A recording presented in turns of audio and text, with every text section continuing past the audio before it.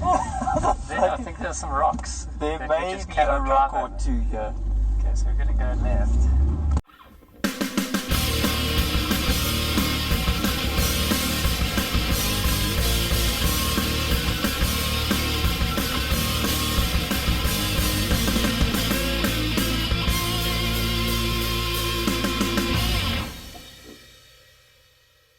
Okay, right, so for today's lunchtime team test, we have a Opel Adam S, or Sport, which is apparently a limited edition model.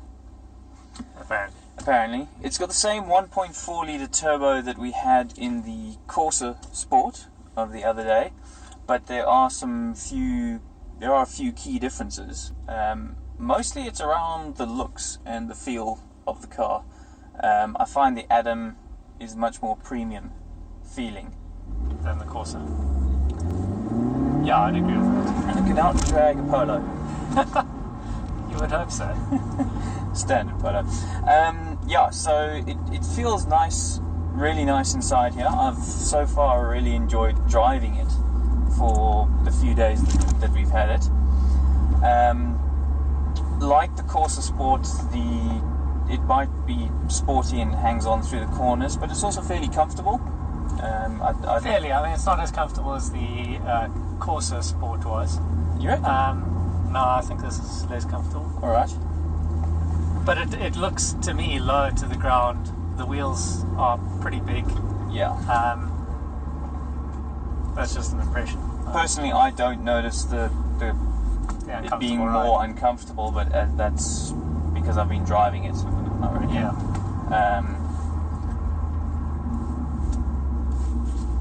So it's got the same 110 kilowatts. Yeah. As the. So it's identical motor. It's the 1.4 litre turbo, with 110 kilowatts, and pretty much the same handling characteristics. Because at the end of the day, the Adam is the same as the Corsa underneath. So really, the bloke just just pointed it out. He was like, "Hey, there's an Adam." Yeah, I mean, this looks a little bit more crazy than the Corsa. It looks way crazier. It's got like a rear wing, you know, it's got stripes on it, and it's like two-tone colours as well. And actually, coming up in front of us right now, far from that big bump, is the Fiat 500, which a lot of people mistake this car for. Really? I've had 3 people now saying, Is this a Fiat? Are they blind? No. I don't think it looks like an Adam. I've had 3 people tell me, or ask me if this was a Fiat. And I actually can see what they're on about. Really? To me, this looks like a competitor to the Fiat 500 Abarth. I'll agree that it looks like a competitor, but I don't see any similarities between a 500 and this. I definitely notice some styling similarities. Like, it's not in your face, but they're definite. Oh, that was a bump. There's some definite styling cues that I think Opel have taken with this. But I don't think that's necessarily a bad thing. I think it's good that the Fiat 500 Abarth has a bit of a competitor. I just think the Abarth is slightly more crazy than this. Yeah, I mean, look, the Abarth is, because it's got seats that are ginormous. I mean, probably as big as this, but then there's no rear space whatsoever. Yeah. You know, the Fiat's got dials that you can't see and things that you can't reach, whereas this is mostly well laid out. Very well laid out. And quite usable. Granted, this touchscreen is the same in the Corsa. Yeah. It's not brilliant, but it does the job. It's not brilliant because you've got to look down and you go, oh, well, we might crash now because I can't see anything on the road. But in terms of driving it, it's fun, it's nippy, and it looks kind of mad. And you do get noticed in this car. Yeah. Which I think a lot of people like. Yeah. Coming back to the rest of the interior, this sort of dashboard look and feel, it feels quite nice and premium, and it looks quite cool. Although I think lots of people are doing this nowadays with this sort of bar of plasticky stuff. Yeah, it almost looks like it's metal. Like, I think Alpha sort of started it almost. Yeah. With the Mito. Yeah. I don't know if they did start it, but that's the first car I can think that had it. And lots of people are doing it now. It looks cool. Actually, the whole interior looks cool. And these Recaro seats. Yeah, these Recaro seats amazing. are mad, eh? I'm not convinced that there's much rear legroom though. No, in fact, when I sat in the back just now, with someone else in their driving position, sort of normal sized person, they weren't overly tall or short. Yeah. Average, you'd say. I found the legroom very cramped because these seats are so huge. Yeah. And actually, there's one thing, if you get this car, be prepared to have the lever, the lever that folds the seat forward, that's going to break off, guaranteed. Oh, really? Oh, guaranteed. I almost broke it off getting out the car. Because the gap to get out the car is so small and the lever sticks out. The lever actually sticks out, so you smack your leg when it's unlatched, you smack your leg into it. So that's definitely going to break. There are also a few mad-ish sort of things in here. Like, if this seat is a little bit further forward, when you change gear, you will rub the seat. Like, yeah, it's almost that there's not enough space. And getting into reverse especially, there's no space for the gear lever and your hand. But it's fun to drive, as the Corsa Sport was. So, of course, a lot of people... That almost died.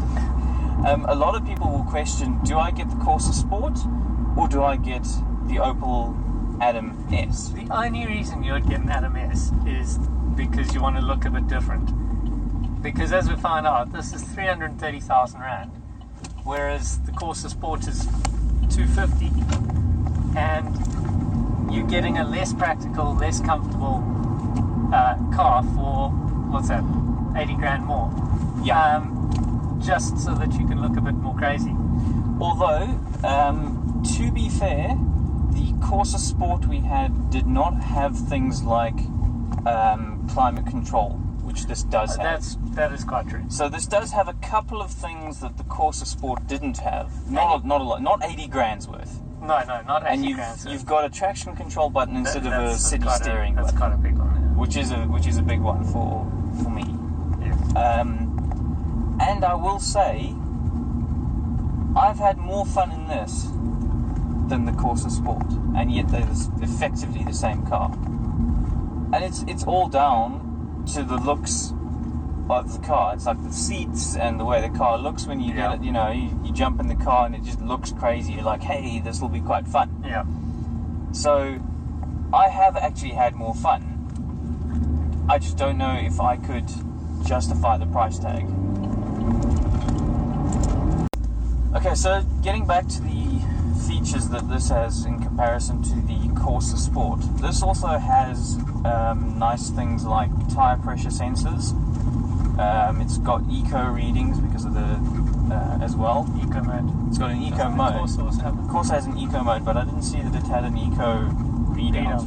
Specific eco readout. I didn't actually go through that.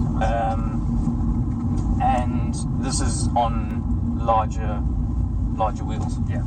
Than the Corsa Sport. Is the TC off? Yeah. On. Off. I actually found it in the Corsa quite difficult to get the traction control to actually engage. You could spin the wheels quite a bit. Oh, really? Yeah. This one, to be honest, I've just driven around with the traction control off the whole time. So in conclusion, we like the Adam S. I really like the Adam S. I had an absolute blast in this car. But it's expensive. Yeah.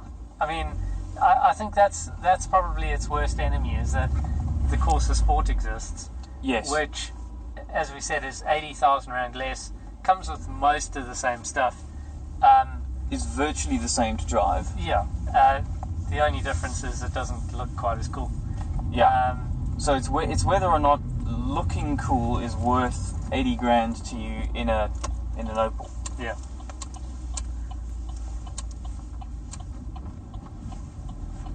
And personally, I would love to be able to say yes. I'd take the Adam because it looks awesome. But actually, when it came down to it, I couldn't. Just because of the Corsa Sport. Just because of the Corsa Sport and the doors. I hate the doors. They're so huge. Here's another thing. Okay, no, that's not another thing. Because I was going to say the Polo GTI is 330 grand. Standard with none of the cool stuff that the Adam would come with. But that is a lot of car. That is a lot of car. And that Polo GTI is properly quick. Fast. That's like 141 kilowatts or something. Yeah, that'll beat the pants off this, hands down. So that's actually sort of another competitor just on price. Yeah. And I'd rather have a bare bones GTI that can go incredibly fast. Yeah, I think I probably would. So you'd rather buy a VW than an Opel Adam S? Because it's more practical. Like actually living with this car, as I say, the doors are so huge. It's really annoying in any parking lot. In any parking lot. Yes. Unless you're, I don't know, in America or something. Yes. Just a normal sized parking bay, you're going to struggle to get out of the car, and that's frustrating. That is a gold X6M. What's with all the gold cars these days? It's horrendous. That is awful. Okay, I get what you're saying on that level. And by nature of the fact that it's competing with a Polo GTI on price, it's also going to compete with a Fiesta ST on price. And I think it's safe to say I'd rather have a Fiesta ST. Well, yeah, the Fiesta ST is much bigger car, much more practical. So, and it's quicker and it's more fun. Well, arguable on the more fun to drive, but it won't be worse. So that's a tough one. It's a tough one, and I have a feeling that a lot of people's heads are going to win out over buying one of these, over their hearts, as it were, which you can understand.